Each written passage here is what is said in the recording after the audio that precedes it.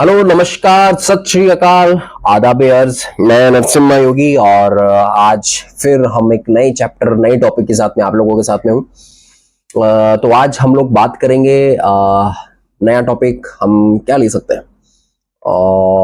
नया टॉपिक होगा कि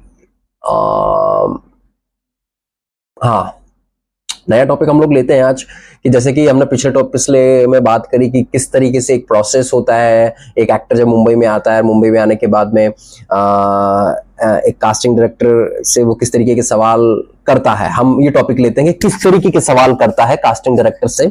जो मेरा एक्सपीरियंस है मैं आप लोगों को बताता हूँ।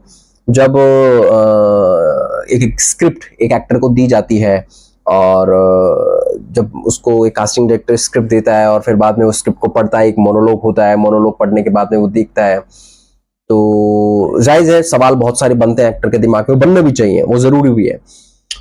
लेकिन कोशिश ये करे एक्टर की जितना हो सके अपनी तरीके से अपने हिसाब से चीजों को खोजने की कोशिश करे उस स्क्रिप्ट के अकॉर्डिंग।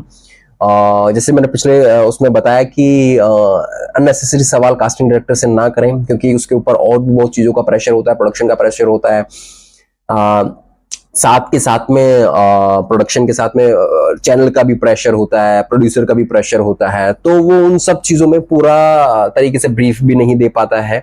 तो यहाँ पे एक एक्टर का ही काम होता है कि वो उसको किस तरीके से, मैंने आपको पिछले स्क्रिप्ट को तैयार करे, पिछले आपको उसमें मैंने बताया।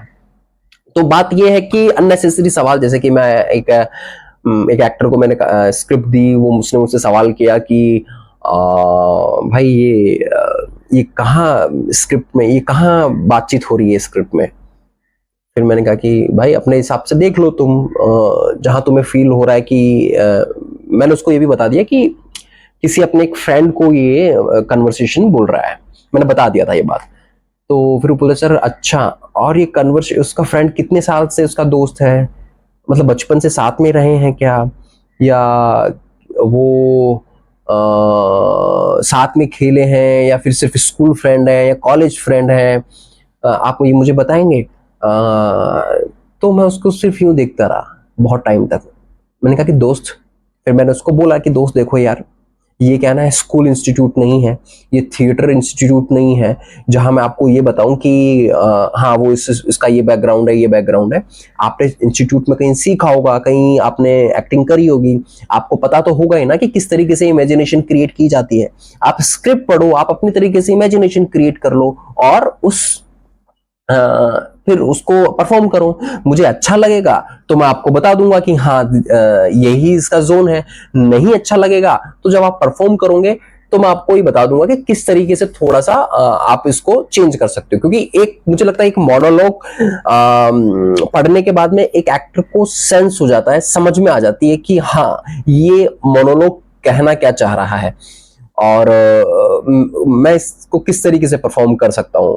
और अगर ऐसा नहीं है, अगर वो एक्टर नहीं समझ पा रहा है, तो फिर मुझे लगता है कि उस एक्टर को और ट्रेनिंग की जरूरत है, काफी ट्रेनिंग की जरूरत है। क्योंकि कोई भी ऐसा मोनोलॉग नहीं है जिसको पढ़ने के बाद में समझ में ना आए, या फिर उसको परफॉर्म ना कर पाए, या फिर अपनी इमेजिनेशन से अगर वो क्रिएट ना कर पाए।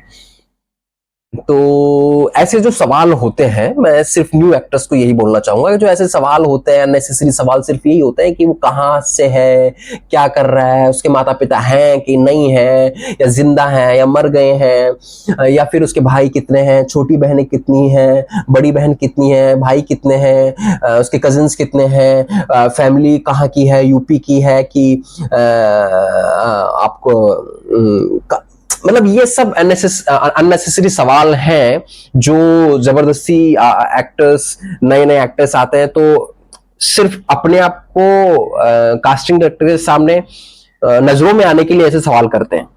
ठीक है, तो इन सवालों का कोई मतलब नहीं आता है, सिर्फ नजरों में आने के लिए आप ऐसे सवाल ना करें। ऐसे सवाल आप करेंगे तो आप नजरों में तो आएंगे लेकिन गलत तरीके से नजरों में आएंगे। ठीक है, तो ये एक बहुत बड़ी समस्या है नए एक्टर्स की, जो एक्टर्स समझ नहीं पाते हैं। तो मैं नए एक्टर्स के लिए यही कहना चाहूंगा। आप यहाँ पे आते हैं एक्टर्स, फिर स्क्रिप्ट जब मिलती है, आप परफॉर्म कर रहे होते हैं, तो ऐसा नहीं है कि कास्टिंग डायरेक्टर आपको वो ऐसा नहीं कि कास्टिंग डायरेक्टर आपको हेल्प नहीं करता है परफॉर्मेंस में। वहां भी आप जब कैमरा के सामने जाओगे तो वो बताएगा कि आपको क्या वेरिएशन देना है, किस तरीके से वेरिएशन देना है। जब आप परफॉर्म कर रहे हैं तो वेरिएशन आ रहा है कि नहीं आ रहा है, वो आपको फिर टाइम देगा। आपके पास बहुत अच्छा टाइम होता है। या फिर आप, अगर आपको स्क्रिप्ट नहीं समझ में आ रही है, आप उसी वक्त इमेजिनेशन नहीं क्रिएट कर पा रहे हैं, तो आप कास्टिंग डायरेक्टर को बोलो कि सर मुझे थोड़ा सा टाइम चाहिए इस स्क्रिप्ट को तैयार करने के लिए, 1 घंटे, 2 घंटे, 3 घंटे, वॉट जो भी आप चाहते हैं, 1 दिन भी लीजिए। लेकिन आप जब ऑडिशन दें तो बेहतरीन तरीके से ऑडिशन दें, और वो ऐसा ऑडिशन होना चाहिए कि वो आपके मार्केट में घूमने लग जाए। आपका ऑडिशन की जो परफॉर्मेंस है वो हर जगह जानी चाहिए कि हाँ यार ये परफॉर्मेंस अच्छी है, इसको वहां पहुंच। कास्टिंग डायरेक्टर इधर उधर ऑडिशंस आपके भेजते रहते हैं, ऐसा नहीं है। आपके नंबर्स भी भेजते रहते हैं कि यार इस लुक में एक लड़का चाहिए, जैसे मेरे करली हेयर है, करली हेयर वाला लड़का चाहिए यार, तो मेरा नंबर कोई ना कोई शेयर कर देगा कि यार करली हेयर में योगी है, उसको भेज दो। तो मेरा नंबर इधर उधर शेयर हो जाता है, और फिर बाद में मेरे पास किसी एक रैंडम आदमी का फोन आता है जिसको मैं जानता भी नहीं हूँ, पहचानता भी नहीं हूँ, वो मेरे को फोन करके बोलता है कि भाई आपके लुक का एक काम है और आप मुझे फोटो भेज दीजिए, ऑडिशन भेज दीजिए, इंट्रो भेज दीजिए। तो इस तरीके से काम हो जाते हैं जब आपकी प्रोफाइल मार्केट में चलती रहती है। लेकिन आपकी परफॉर्मेंस पर डिपेंड करता है, आपके ऑडिशन पर डिपेंड करता है, आप उसको कितना प्रेजेंटेबल बना रहे हैं। ठीक है। अब ये चीजें प्रोसेस में आ गई हैं, तो इन चीजों का आप जरूर ध्यान रखें। प्रोडक्शन हाउस में जाएं, सबसे बहुत ही तमीज से बात करें, बहुत